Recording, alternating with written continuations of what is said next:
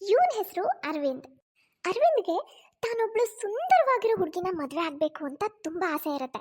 ಆದರೆ ಯಾವಾಗ ಅವನ ಮದುವೆ ಸ್ವಾತಿ ಅನ್ನೋ ದಪ್ಪ ಇರೋ ಹುಡುಗಿ ಜೊತೆ ಆಗುತ್ತೋ ಆಗ ಅವನು ಕಂಡ ಕನಸೆಲ್ಲ ನುಚ್ಚು ನೂರಾಗಿ ಹೋಗಿರುತ್ತೆ. ಒಂದಿನ ಸ್ವಾತಿ ಊಟ ಮಾಡ್ತಾ ಇರ್ತಾಳೆ.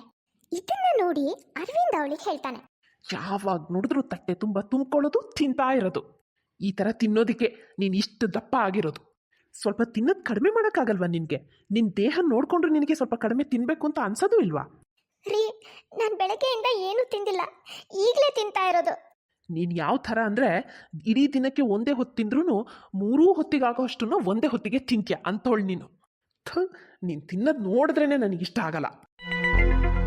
ಹೇಳ್ಬೇಕಂದ್ರೆ ಅರವಿಂದ್ ಏನು ಕೆಲಸನೇ ಮಾಡ್ತಾ ಇರಲ್ಲ. ತನ್ನಿಂದ ಏನು ಕೆಲಸ ಮಾಡಕ್ಕಾಗದೆ ಹೋದ್ರೂ ಹೆಂಡತಿ ಮೇಲ್ ಮಾತ್ರ ಚೆನ್ನಾಗಿ ದರ್ಪ ತೋರಿಸ್ತಾ ಇರ್ತಾನೆ. ಈಗ ಮಧ್ಯಾಹ್ನ ತಾನೇ ಒಂದು ತಟ್ಟೆ ತುಂಬ ತಿಂದಿಯಲ್ಲೇ? ಹೇಳ್ತಾ ಇದ್ದೆ ಬೆಳಗ್ಗೆಯಿಂದ ಏನೂ ತಿಂದಿಲ್ಲ ಅಂತ. ತಿಂದಿನ್ನು ಸ್ವಲ್ಪ ಹೊತ್ತಾಗಲಿಲ್ಲ, ಆಗಲೇ ತಟ್ಟೆ ತುಂಬ ಹಣ್ಣು ಇಟ್ಕೊಂಡು ತಿಂತಾ ಕೂತಿದ್ಯಲ್ಲ. ಇಲ್ಲಿ ನೋಡಿದ್ರೆ ನಂದು ಒಂದು ಊಟನೂ ಆಗಿಲ್ಲ, ಅಷ್ಟರೊಳಗೆ ನೀನು ತಿಂದು ಮತ್ತು ಹಣ್ಣು ಬೇರೆ ತಿಂತಾ ಇದೆಯಾ? ರೀ, ನೀವು ನಿಮ್ಮ ಫ್ರೆಂಡ್ ಮನೆಗೆ ಹೋಗಿದ್ರಲ್ವಾ, ಅಲ್ಲಿಂದ ಬರ್ತಾ ನೀವು ಊಟ ಮಾಡ್ಕೊಂಡು ಬರ್ತೀರಾ ಅಂತ ಅನ್ಕೊಂಡಿದ್ದೆ. ನಾನು ನನ್ನ ಫ್ರೆಂಡ್ ಮನೇಲಿ ತಿನ್ಕೊಂಡು ಬರ್ತೀನೋ ಬಿಡ್ತೀನೋ, ನಿನಗೊಂದು ಗಂಟೆಗೂ ತಟ್ಟೆ ಹಣ್ಣು ಊಟ ತಿಂಡಿ ಸಿಗ್ತಾ ಇದ್ರೆ ಆಯ್ತಲ್ವಾ ನಿನಗೆ? ಮೊದಲೇ ಹಂಡೆ ಥರ ಇದೆಯಾ?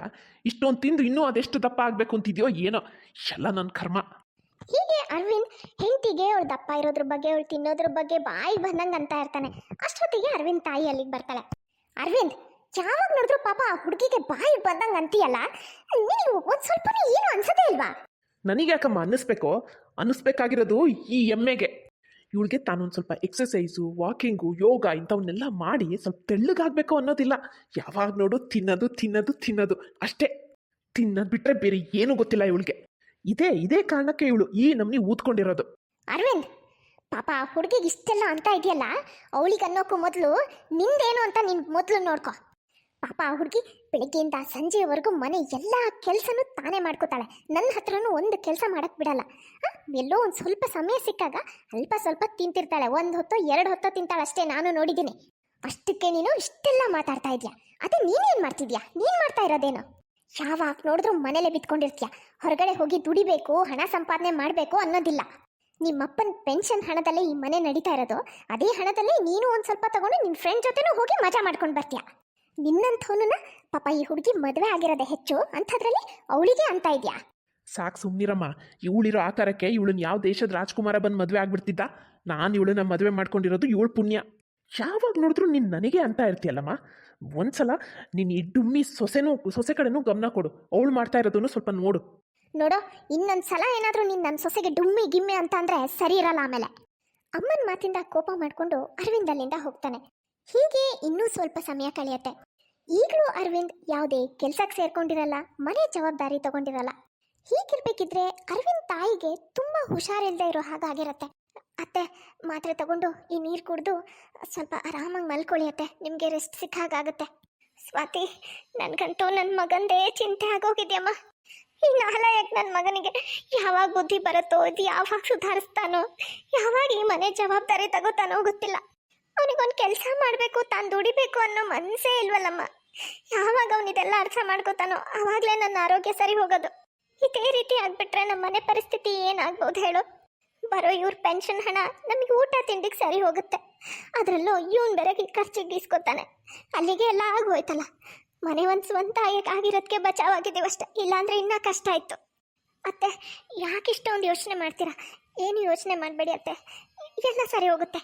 ಹೇಗಮ್ಮ ನಾನು ಏನೂ ಯೋಚನೆ ಮಾಡದೇ ಇರಲಿ, ದುಡಿದೇ ಇರೋ ಈ ಮಗ ನೋಡ್ತಿದ್ರೆ ನನಗೆ ಹೇಗಾಗಬೇಡ ಹೇಳು?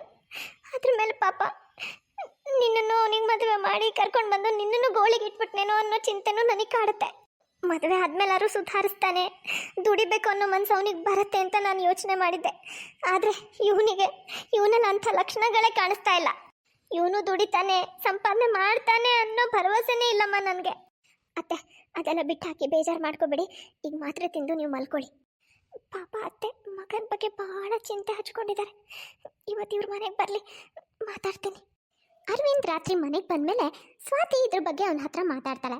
ರೀ, ಇನ್ಮೇಲಾದರೂ ನೀವು ಯಾವುದಾದ್ರೂ ಒಂದು ಸಣ್ಣ ಪುಟ್ಟದಾದ್ರೂ ಪರವಾಗಿಲ್ಲ, ಕೆಲಸ ಹುಡ್ಕೊಂಡು ಸಂಪಾದನೆ ಮಾಡೋಕ್ಕೆ ಶುರು ಮಾಡಿ. ಅತ್ತೆ ಹತ್ರ ಹಣ ಇಸ್ಕೊಳ್ಳೋದನ್ನ ನಿಲ್ಲಿಸಿ. ಅತ್ತೆಗೂ ಈಗ ಆರೋಗ್ಯ ಸರಿ ಇಲ್ಲ. ಮಾವನ್ ಪೆನ್ಷನ್ ಹಣದಲ್ಲಿ ಮನೆ ಖರ್ಚು, ಅತ್ತೆ ಮೆಡಿಸಿನ್ಸ್ ಖರ್ಚು ಎಲ್ಲ ನಿಭಾಯಿಸೋಕೆ ಆಗ್ತಾ ಇಲ್ಲ. ನಿಮಗೆ ಗೊತ್ತಲ್ಲ, ದಿನೇ ದಿನೇ ಅತ್ತೆ ಆರೋಗ್ಯ ಎಷ್ಟು ಹದಗೆಡ್ತಾ ಇದೆ ಅಂತ. ಅವ್ರು ಮಾತಾಡೋದನ್ನೆಲ್ಲ ನೋಡಿ ನಾನು ಗಮನಿಸಿದ್ದೇನೆಂದರೆ, ನೀವೇನು ಕೆಲಸ ಮಾಡ್ತಿಲ್ಲ, ಸಂಪಾದನೆ ಮಾಡ್ತಿಲ್ಲ ಅನ್ನೋದ್ರ ಬಗ್ಗೆನೇ ಅವ್ರು ತುಂಬ ಚಿಂತೆ ಹಚ್ಕೊಂಡಿದ್ದಾರೆ. ನನ್ಗನ್ಸೋ ಪ್ರಕಾರ ನೀವೇನಾದರೂ ಕೆಲಸ ಮಾಡೋಕ್ಕೆ ಶುರು ಮಾಡಿದ್ರೆ ಅತ್ತೆ ಮನಸ್ಸಿಗೆ ನೆಮ್ಮದಿ ಆಗುತ್ತೆ. ಅವಾಗ ಅವರ ಆರೋಗ್ಯನೂ ಸುಧಾರಿಸುತ್ತೆ ಅನ್ಸುತ್ತೆ. ನೀನು ನನಗೆ ಬುದ್ಧಿ ಹೇಳ್ತಾ ಇದೆಯಾ? ಒಂದು ವೇಳೆ ನೀನೇನಾದರೂ ಸುಂದರವಾಗಿದ್ದು ದೊಡ್ಡ ಶ್ರೀಮಂತರು ಮನೆ ಹುಡುಗಿ ಆಗಿದ್ದಿದ್ರೆ ನೀನು ಹೇಳೋ ಮಾತನ್ನ ನಾನು ತಕ್ಷಣ ಕೇಳ್ತಿದ್ನೇನೋ. ಆದರೆ ನೀನು ನೋಡಿ ಹೆಂಗಿದೆಯಾ? ನಿನ್ನ ನೋಡೋಕ್ಕೂ ನಾನು ಇಷ್ಟಪಡಲ್ಲ, ಅಂಥದ್ರಲ್ಲಿ ನೀನು ಹೇಳೋ ಮಾತನ್ನು ಕೇಳ್ತೀನಾ? ದೊಡ್ಡದಾಗಿ ನನಗೆ ಬುದ್ಧಿ ಹೇಳಕ್ಕೆ ಬಂದ್ಬಿಟ್ಲು. ನಡಿ ಇಲ್ಲಿಂದ, ನನಗೆ ನಿನ್ನ ನೋಡೋಕ್ಕೂ ಇಷ್ಟ ಆಗ್ತಿಲ್ಲ. ಹೀಗೆ ಅರವಿಂದ್ ಸ್ವಾತಿಗೆ ಬಾಯಿಗೆ ಬಂದ ಹಾಗೆ ಬೈದು ಅವಳನ್ನ ಅಲ್ಲಿಂದ ಆಚೆ ಕಳಿಸ್ತಾನೆ. ಹೀಗೆ ಇನ್ನೂ ಸ್ವಲ್ಪ ಸಮಯ ಕಳೆಯುತ್ತೆ. ಅರವಿಂದ್ ತಾಯಿ ಆರೋಗ್ಯ ತುಂಬಾನೇ ಹದಗೆಡುತ್ತೆ. ರೀ, ಅತ್ತೆ ಆರೋಗ್ಯ ತುಂಬಾನೇ ಹದಗೆಟ್ಟಿದೆ. ನಾವು ಅವ್ರನ್ನ ಈಗಿಂದೀಗಲೇ ಹಾಸ್ಪಿಟಲ್ಗೆ ಕರ್ಕೊಂಡು ಹೋಗ್ಬೇಕು. ಹೌದಾ? ಸರಿ ಸರಿ, ನಾನು ಈಗಲೇ ಅಮ್ಮನ ಹಾಸ್ಪಿಟಲಿಗೆ ಕರ್ಕೊಂಡು ಹೋಗ್ತೀನಿ. ಅರವಿಂದ್ ಮತ್ತೆ ಸ್ವಾತಿ ಇಬ್ರು ಅರವಿಂದ್ ತಾಯಿನ ಹಾಸ್ಪಿಟಲ್ಗೆ ಕರ್ಕೊಂಡು ಹೋಗ್ತಾರೆ. ಹಾಸ್ಪಿಟಲಲ್ಲಿ ಎಲ್ಲಾ ರೀತಿ ಟ್ರೀಟ್ಮೆಂಟ್ ಏನೋ ಮಾಡ್ತಾರೆ. ಆದ್ರೆ ಕೊನೆಗೂ ಅರವಿಂದ್ ತಾಯಿನ ಉಳಿಸ್ಕೊಳ್ಳೋಕೆ ಸಾಧ್ಯನೇ ಆಗಲ್ಲ. ಅಮ್ಮ ಅಮ್ಮ ಅಮ್ಮ, ನನ್ನ ಬಿಟ್ಟು ಹೋಗ್ಬೇಡಮ್ಮ. ನೀನಿಲ್ಲದೆ ನಾನು ಹೇಗಮ್ಮ ಇರಲಿ? ನಾನೇನು ಮಾಡಲಿ? ರೀ, ಸ್ವಲ್ಪ ಸಮಾಧಾನ ಮಾಡ್ಕೊಳ್ರಿ. ದೂರ ಇರು ನೀನು ನನ್ನಿಂದ. ನೀನೇನು ಹೇಳಕ್ಕೆ ಬರಬೇಡ. ಇದಕ್ಕೆಲ್ಲ ಕಾರಣ ನೀನೇ ನಮ್ಮಮ್ಮನ ಸರಿಯಾಗಿ ನೋಡ್ಕೊಂಡಿಲ್ಲ. ತನ್ನ ತಾಯಿ ಸಾವಿಗೂ ಅರವಿಂದ್ ಸ್ವಾತಿ ಮೇಲೇನೆ ಆರೋಪ ಮಾಡಕ್ ಶುರು ಮಾಡ್ತಾನೆ. ಸ್ವಲ್ಪ ಹೊತ್ತಲ್ಲಿ ಡಾಕ್ಟರ್ ಬಂದು ಅರವಿಂದ್ಗೆ ಹಾಸ್ಪಿಟಲ್ ಬಿಲ್ ಪೇ ಮಾಡಕ್ ಹೇಳ್ತಾರೆ. ಏನು, 2 ಲಕ್ಷನಾ? ಡಾಕ್ಟರ್, ಇದು ನನಗೆ ತುಂಬಾನೇ ದೊಡ್ಡ ಅಮೌಂಟು. ಇಷ್ಟು ಬೇಗ ನಾನು ಇಷ್ಟೊಂದು ಹಣನ ಹೇಗೆ ಹೊಂದಿಸ್ಲಿ? ಎಲ್ಲಿಂದ ತರಲಿ? ಅದೆಲ್ಲ ನಮಗೆ ಗೊತ್ತಿಲ್ಲ ಅರವಿಂದ್, ಅದು ನಿಮ್ಮ ಸಮಸ್ಯೆ. ನೀವು ಹಾಸ್ಪಿಟಲ್ ಬಿಲ್ನ ಕಂಪ್ಲೀಟಾಗಿ ಪೇ ಮಾಡಲೇಬೇಕು. ಪೇ ಮಾಡಿದ್ಮೇಲೆ ನೀವು ನಿಮ್ಮ ತಾಯಿ ಬಾಡಿನ ತೊಗೊಂಡು ಹೋಗ್ಬೋದು. ಇಲ್ಲ ಅಂದರೆ ಆಗೋದಿಲ್ಲ. ಹಾಗಾಗಿ ಎಷ್ಟು ಸಾಧ್ಯನೋ ಅಷ್ಟು ಬೇಗ ಬಿಲ್ ಪೇ ಮಾಡಿ. ಅರವಿಂದ್ ಹತ್ರ ಹಾಸ್ಪಿಟಲ್ ಬಿಲ್ ಪೇ ಮಾಡಕ್ಕೆ ಅಷ್ಟೊಂದು ಹಣ ಇರೋದಿಲ್ಲ. ಆದ್ರೆ ಅವನು ಅಷ್ಟು ಹಣ ಹೊಂದಿಸಿ ಪೇ ಮಾಡಲೇಬೇಕಾಗಿರತ್ತೆ. ಯಾಕಂದ್ರೆ ತಾಯಿ ಬಾಡಿನೂ ತಗೋಬೇಕಲ್ವಾ. ಹಾಗಾಗಿ ಅರವಿಂದ್ ಅವನ ಒಬ್ಬ ಸ್ನೇಹಿತನ ಹತ್ರ 2 ಲಕ್ಷ ಹಣ ಸಾಲ ತಗೊಂಡು ಹಾಸ್ಪಿಟಲ್ ಬಿಲ್ ಪೇ ಮಾಡ್ತಾನೆ. ತಾಯಿ ಬಾಡಿನ ತಗೊಂಡು ಅಂತಿಮ ಸಂಸ್ಕಾರ ಮಾಡ್ತಾನೆ. ಇದೆಲ್ಲ ಆಗಿ ಸ್ವಲ್ಪ ಸಮಯ ಕಳೆದ ನಂತರ, ನೋಡು ಅರವಿಂದ್, ನಾನು ಹೇಳಿದ ಸಮಯದೊಳಗಡೆ ನೀನು ಹಣ ನನಗೆ ವಾಪಸ್ ಕೊಟ್ಟೇ ಕೊಡ್ತೀಯ ಅನ್ನೋ ನಂಬಿಕೆ ಮೇಲೆ ನಾನು ನಿನಗೆ 2 ಲಕ್ಷ ಕೊಟ್ಟಿದ್ದೆ. ಆದರೆ ನೀನು ಇಲ್ಲಿವರೆಗೂ ಅದರಲ್ಲಿ 1 ರೂಪಾಯಿ ಹಣನೂ ವಾಪಸ್ ಕೊಟ್ಟಿಲ್ಲ. ನಿನ್ನನ್ನು ನೋಡ್ತಿದ್ರೆ ಈಗ ಸದ್ಯಕ್ಕಂತೂ ನಾನು ಕೊಟ್ಟಿದ್ದ ಹಣ ನನಗೆ ವಾಪಸ್ ಬರುತ್ತೆ ಅಂತ ನನಗೆ ಅನಿಸ್ತಾ ಇಲ್ಲ. ಅದಕ್ಕೆ ನಾನು ನಿನಗೆ ಹಣ ಕೊಡುವಾಗ ಏನು ಷರತ್ತು ಹಾಕಿದ್ನೋ ಆ ಷರತ್ತಿನ ಪ್ರಕಾರ ಇನ್ಮೇಲೆ ನಿಮ್ಮ ಮನೆ ನನಗೆ ಸೇರಿದ್ದಾಗಿರುತ್ತೆ. ನೀನು ನನಗೆ ಹಣ ವಾಪಸ್ ಕೊಡೋವರೆಗೂ ಈ ಮನೆ ನನ್ನ ಅಧಿಕಾರದಲ್ಲೇ ಇರುತ್ತೆ.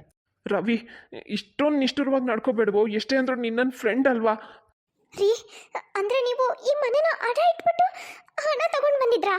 ಲೇ, ನೀನು ಮಾತಾಡಬೇಡ, ಸುಮ್ಮನಿರು. ಇಷ್ಟೆಲ್ಲ ಆಗ್ತಾ ಇರೋದು ನಿನ್ನಿಂದಾನೆ. ಯಾವಾಗ ನೀನು ನನ್ನ ಜೀವನದಲ್ಲಿ ಬಂದ್ಯೋ ಅವಾಗಿಂದನೇ ನನಗೆ ಕೆಟ್ಟ ದರಿದ್ರ ಅಂಟ್ಕೊಂಡಂಗೆ ಆಗಿದೆ. ನೋಡು ಅರವಿಂದ್, ಈಗ ನೀವು ಗಂಡ ಹೆಂಡತಿ ಜಗಳ ಮಾಡ್ತಾ ಕೂತ್ಕೋಬೇಡಿ. ಅದೇನಿದ್ರು ನೀವು ಆಮೇಲೆ ಬಗೆಹರಿಸ್ಕೊಳ್ಳಿ. ಇವತ್ತೊಂದಿನ ಟೈಮ್ ಕೊಡ್ತೀನಿ. ನಾಳೆ ಅಷ್ಟೊತ್ತಿಗೆ ನೀವು ಈ ಮನೆ ಖಾಲಿ ಮಾಡಿರಬೇಕು. ಯಾವಾಗ ನೀನು ಪೂರ್ತಿ ಹಣ ನನಗೆ ಮುಟ್ಟಿಸ್ತೀಯೋ, ವಿತ್ ಇಂಟ್ರೆಸ್ಟ್ ನೀನು ನನಗೆ ಮುಟ್ಟಿಸ್ತೀಯೋ, ಆವಾಗ ಈ ಮನೆನ ನಾನು ನಿನಗೆ ಬಿಟ್ಕೊಡ್ತೀನಿ. ಹೀಗೆ ಅರವಿಂದ್ ಸ್ನೇಹಿತ ಅರವಿಂದನ ಅವನದೇ ಮನೆಯಿಂದ ಆಚೆ ಹಾಕ್ಬಿಡ್ತಾನೆ. ಇಷ್ಟೆಲ್ಲ ಆದ್ಮೇಲೂ ಕೂಡ ಅರವಿಂದೇ ತನ್ನನ್ನು ಅಷ್ಟು ಕೀಳಾಗಿ ಕಂಡ್ರೂ ಕೂಡ ಸ್ವಾತಿ ಮಾತ್ರ ಅವನ ಜೊತೆನ ಬಿಟ್ಟಿರಲ್ಲ. ಸದಾ ಅವನ ಜೊತೆ ಇರ್ತಾಳೆ. ಇಬ್ರು ಒಂದು ಪುಟ್ಟ ಬಾಡಿಗೆ ಮನೆ ಹುಡುಕೊಂಡು ಅಲ್ಲಿರೋಕ್ ಶುರು ಮಾಡ್ತಾರೆ. ಈಗಲೂ ಅರವಿಂದ್ ಕೆಲ್ಸಕ್ಕೆ ಹೋಗದೆ ಇರೋ ಕಾರಣ ಸ್ವಾತಿ ತಾನೇ ಯಾವ್ದಾದ್ರು ಒಂದು ಕೆಲ್ಸಕ್ಕೆ ಹೋಗ್ಬೇಕು ಅಂತ ನಿರ್ಧಾರ ಮಾಡ್ತಾಳೆ. ರೀ, ಪ್ರತಿ ಸಲನೂ ನನ್ನಿಂದನೇ ನೀವು ಬೇಜಾರು ಮಾಡ್ಕೊಂಡಿದ್ದೀರಾ. ಅದಕ್ಕೆ ಈಗ ನಾನು ನಿಮಗೆ ಸಹಾಯ ಮಾಡಬೇಕು ಅಂತ ಅಂದ್ಕೊಂಡಿದ್ದೀನಿ. ನಾನು ಇಲ್ಲೇ ಹತ್ರದಲ್ಲಿ ಒಂದು ಆಫೀಸಲ್ಲಿ ಒಂದು ಪುಟ್ಟ ಕೆಲಸ ಹುಡ್ಕೊಂಡಿದ್ದೀನಿ. ನಾಳೆಯಿಂದ ನಾನು ಆ ಕೆಲಸಕ್ಕೆ ಹೋಗೋಣ ಅಂತ ಅಂದ್ಕೊಂಡಿದ್ದೀನಿ ರೀ. ಓಹೋ, ಅಂದರೆ ನಾಳೆಯಿಂದ ಮೇಡಮ್ ಅವರು ಬೆಳಿಗ್ಗೆ ಎದ್ದು ಟಿಪ್ ಟಾಪ್ ಆಗಿ ರೆಡಿಯಾಗಿ ಆಫೀಸಿಗೆ ಹೋಗ್ತೀರಾ? ನಾನು ಮನೆ ಕೆಲಸ ಮಾಡ್ಕೊಂಡು ಬಿದ್ದಿರ್ಬೇಕಾ?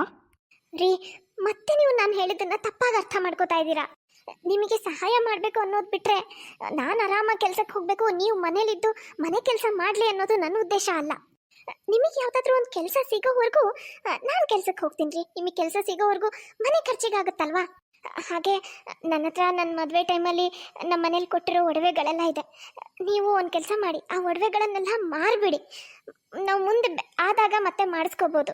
ಹಾಗಾಗಿ ಈಗ ಆ ಒಡವೆಗಳನ್ನೆಲ್ಲ ಮಾರಿ ಅದರಿಂದ ಬರೋ ಹಣದಲ್ಲಿ ನಿಮ್ಮ ಫ್ರೆಂಡಿನ ಸಾಲ ತೀರಿಸಿ ನಮ್ಮ ಮನೆನ ಬಿಡಿಸ್ಕೊಂಡು ಬಿಡಿ. ಸ್ವಾತಿ ಮಾತು ಕೇಳಿ ಅರವಿಂದ್ ಏನೂ ಮಾತಾಡಲ್ಲ, ಸೈಲೆಂಟ್ ಆಗಿಬಿಡ್ತಾನೆ. ಮಾರನೇ ದಿನ ಸ್ವಾತಿ ಮನೆ ಕೆಲಸ ಎಲ್ಲ ಮುಗಿಸಿ ಗಂಡನ ಕೈಗೆ ತನ್ನ ಒಡವೆಗಳನ್ನು ಕೊಟ್ಟು ಕೆಲಸಕ್ಕೆ ಹೋಗ್ತಾಳೆ. ಸ್ವಾತಿಯ ಒಡವೆ ಮಾರಿ ಬರೋ ಹಣದಲ್ಲಿ ಸ್ನೇಹಿತನ ಸಾಲ ತೀರಿಸ್ತಾನೆ. ನೋಡಪ್ಪ, ನಿನ್ನ ಹಣನ ನಾನು ಬಡ್ಡಿ ಸಮೇತ ವಾಪಸ್ ಮುಟ್ಸಿದ್ದೀನಿ. ನಾಳೆಯಿಂದ ನಾನು ನನ್ನ ಮನೆಗೆ ಬರ್ಬೋದಲ್ವಾ? ಸರಿ, ಮನೆ ಕೀ ಕೊಡ್ತೀನಿ, ತೊಗೊಂಡು ಹೋಗು. ಸ್ವಾತಿ ಮತ್ತೆ ಅರವಿಂದ್ಗೆ ಅವರ ಮನೆ ವಾಪಸ್ ಸಿಗುತ್ತೆ. ಇಬ್ರು ಖುಷಿಯಿಂದ ತಮ್ಮ ಮನೆಗೆ ಬರ್ತಾರೆ. ಈಗಲೂ ಕೂಡ ಅರವಿಂದ್ ಏನು ಕೆಲಸ ಮಾಡದೆ ಮನೇಲೇ ಇರ್ತಾನೆ. ಸ್ವಾತಿ ಕೆಲ್ಸಕ್ಕೆ ಹೋಗ್ತಾ ಇರ್ತಾಳೆ, ಮನೆನ ಮೇಂಟೈನ್ ಮಾಡ್ತಾ ಇರ್ತಾಳೆ. ಹೀಗೆ ಸ್ವಾತಿ ಪ್ರತಿಯೊಂದು ಕಷ್ಟ ಸುಖದಲ್ಲೂ ಅರವಿಂದ್ ಜೊತೆ ನಿಂತಿರ್ತಾಳೆ. ಇದೆಲ್ಲದರಿಂದ ನಿಧಾನವಾಗಿ ಅರವಿಂದ್ ಮನಸ್ಸು ಬದಲಾಗುತ್ತೆ. ಸ್ವಾತಿ, ನಾನು ಇಲ್ಲಿವರೆಗೂ ನಿನ್ನ ಜೊತೆ ನಡ್ಕೊಂಡಿರೋ ರೀತಿಗೆ ನಾನು ಇವತ್ತು ನಿನ್ನ ಹತ್ರ ಕ್ಷಮೆ ಕೇಳ್ತಾ ಇದ್ದೀನಿ. ನಿನ್ನ ಗುಣ ಎಷ್ಟು ಒಳ್ಳೇದಿದ್ರು ನಾನು ಅದನ್ನು ನೋಡಲೇ ಇಲ್ಲ. ಬರೀ ನಿನ್ನ ದಪ್ಪ ಇದೆಯೋ ಅನ್ನೋ ಕಾರಣಕ್ಕೆ ನಿನ್ನನ್ನು ದ್ವೇಷಿಸ್ತಾ ಬಂದೆ, ಅವಮಾನಿಸ್ತಾ ಬಂದೆ. ನಾನು ಇಷ್ಟೆಲ್ಲ ಮಾಡಿದ್ರು ನೀನು ಮಾತ್ರ ನನ್ನ ಕೈ ಬಿಡಲಿಲ್ಲ. ಎಲ್ಲ ಸಮಯದಲ್ಲೂ ನೀನು ನನ್ನ ಜೊತೆ ನಿಂತೆ. ಯಾವತ್ತೂ ನನ್ನನ್ನು ಒಬ್ಬಂಟಿಯಾಗಿ ಬಿಡಲಿಲ್ಲ. ಈಗಲೂ ನಾನು ಬದಲಾಗಲಿಲ್ಲ ಅಂದರೆ ನಾನು ಮನುಷ್ಯ ಅನ್ನಿಸ್ಕೊಳ್ಳೋಕ್ಕೆ ಲಾಯಕ್ಕಿಲ್ಲ. ರೀ, ನೀವು ನನ್ನ ಹತ್ರ ಕ್ಷಮೆ ಕೇಳಬೇಡಿ. ನೀವು ನನ್ನ ಗಂಡ. ಹೀಗಿರ್ಬೇಕಿದ್ರೆ ನಾನು ಅದು ಹೇಗ್ರಿ ನಿಮ್ಮನ್ನು ಬಿಟ್ಟು ಹೋಗಕ್ಕೆ ಸಾಧ್ಯ? ಹೋಗಲಿ ಬಿಡ್ರಿ, ಆಗಿದ್ದಾಗೋಯ್ತು. ಹಳೆದನ್ನೆಲ್ಲ ನೀವು ನೆನಪೇ ಮಾಡ್ಕೋಬೇಡಿ, ಎಲ್ಲ ಮರೆತು ಬಿಡಿ. ನಾನು ಅಷ್ಟೇ ಎಲ್ಲ ಮರೆತು ಬಿಡ್ತೀನಿ. ಇನ್ಮೇಲಿಂದ ಇಬ್ಬರು ಹೊಸ ಜೀವನ ಶುರು ಮಾಡೋಣ. ನೀನು ಸರಿಯಾಗಿ ಹೇಳ್ತಾ ಇದೆಯಾ ಸ್ವಾತಿ. ನಾವು ಹಳೆದನ್ನೆಲ್ಲ ಮರೆತು ನಮ್ಮ ಜೀವನನ ತುಂಬ ಚೆನ್ನಾಗಿ ಕಟ್ಕೋಬೇಕು. ನಿನಗೆ ಗೊತ್ತಾ ಸ್ವಾತಿ, ನಾನು ಒಂದು ಕೆಲಸ ಹುಡ್ಕೊಂಡಿದ್ದೀನಿ. ನಾಳೆಯಿಂದನೇ ನಾನು ಕೆಲಸಕ್ಕೆ ಹೋಗ್ತಾ ಇದ್ದೀನಿ. ನೀನು ಇನ್ಮೇಲೆ ಕಷ್ಟಪಟ್ಟು ಕೆಲಸ ಮಾಡೋ ಅವಶ್ಯಕತೆ ಇಲ್ಲ. ನೀನು ಮಾಡಲೇಬೇಡ ಅಂತಲೂ ಹೇಳಲ್ಲ, ಮಾಡು ಅಂತಲೂ ಹೇಳಲ್ಲ. ಅದು ನಿನ್ನಿಷ್ಟ, ನಿನಗೆ ಬಿಟ್ಟಿದ್ದು. ನೀನು ಕೆಲಸ ಮಾಡು ಬಿಡು, ನೀನು ದಪ್ಪನಾದರೂ ಇರು, ಸಣ್ಣನಾದರೂ ಇರು. ಆದರೆ ನನಗಿನ್ಮೇಲೆ ಅದು ಯಾವುದೂ ಕಾಣಲ್ಲ. ನಿನ್ನ ಗುಣ ಸ್ವಭಾವ ಅಷ್ಟೇ ನಾನು ನೋಡ್ತೀನಿ. ನಿನ್ನನ್ನು ನಾನು ಯಾವಾಗಲೂ ಪ್ರೀತಿಸ್ತೀನಿ, ತುಂಬ ಚೆನ್ನಾಗಿ ನೋಡ್ಕೋತೀನಿ. ಹೀಗೆ ಅರವಿಂದ್ ತನ್ನ ಜವಾಬ್ದಾರಿಗಳನ್ನ ಅರ್ಥ ಮಾಡ್ಕೋತಾನೆ. ಅದ್ರ ಜೊತೆಗೆ ತನ್ನ ಹೆಂಡತಿನೂ ಅರ್ಥ ಮಾಡಿಕೊಂಡು ಅವಳನ್ನು ಚೆನ್ನಾಗಿ ನೋಡ್ಕೋತಾನೆ. ನೋಡಿದ್ರಲ್ಲ ಫ್ರೆಂಡ್ಸ್, ಇವತ್ತಿನ ಈ ವಿಡಿಯೋ ನಿಮಗೆ ಸ್ವಲ್ಪನಾದರೂ ಇಷ್ಟ ಆಗಿದ್ರೆ ಪ್ಲೀಸ್ ಚಾನಲ್ನ ಸಬ್ಸ್ಕ್ರೈಬ್ ಮಾಡಿ. ಹಾಗೆ ಪ್ಲೀಸ್ ನಿಮ್ಮನ್ನು ರಿಕ್ವೆಸ್ಟ್ ಮಾಡ್ಕೋತಾ ಇದ್ದೀನಿ, ಪ್ಲೀಸ್ ಲೈಕ್ ಮಾಡೋದನ್ನು ಮಾತ್ರ ಮರಿಬೇಡಿ. ಮುಂದಿನ ವಿಡಿಯೋದಲ್ಲಿ ಮತ್ತೆ ಸಿಗೋಣ. Bye friends.